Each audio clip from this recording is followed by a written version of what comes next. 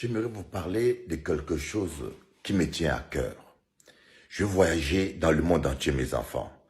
J'ai été au Mexique, aux États-Unis, j'ai été au Brésil, j'ai été au Pérou, en Colombie, j'ai fait presque toute l'Amérique latine. Je suis allé jusqu'en Australie. Je constatais que partout où il y a mélange, mixité des races, partout où il y a toutes les races, c'est toujours nous, les Afros, qui sont en bas de l'échelle sociale. Les plus pauvres, c'est toujours nous, les Afros. Même ici en Guadeloupe, si vous voyez, il y a des Indiens, il y a des Libanais, il y a des Arabes, il y a des Blancs, mais les plus pauvres en Guadeloupe, c'est les Afros. Je me suis posé la question, pourquoi nous sommes toujours les plus pauvres?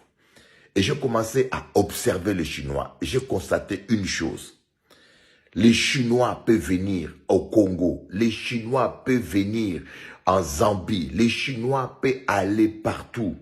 Sans argent, au bout de 1 an et 2 ans, tu le trouves riche et parfois plus riche même que nous les Afros. Pourquoi? Parce que d'abord, les Chinois travaillent en famille. La première chose, un Chinois, quand il travaille, tu verras dans son business, il embauche son fils, il embauche son cousin, il s'associe et il travaille en famille.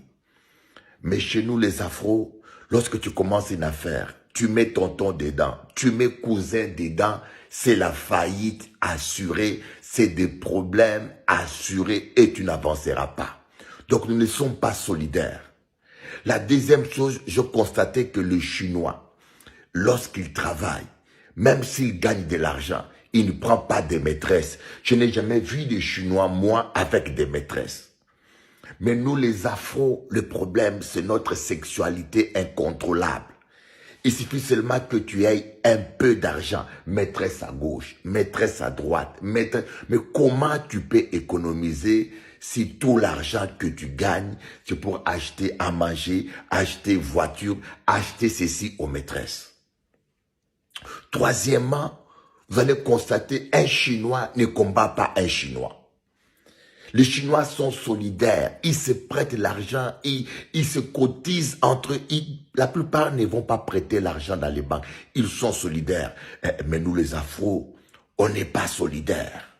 Quand vous allez même dans un pays étranger, un Afro combat un Afro. On se combat entre nous.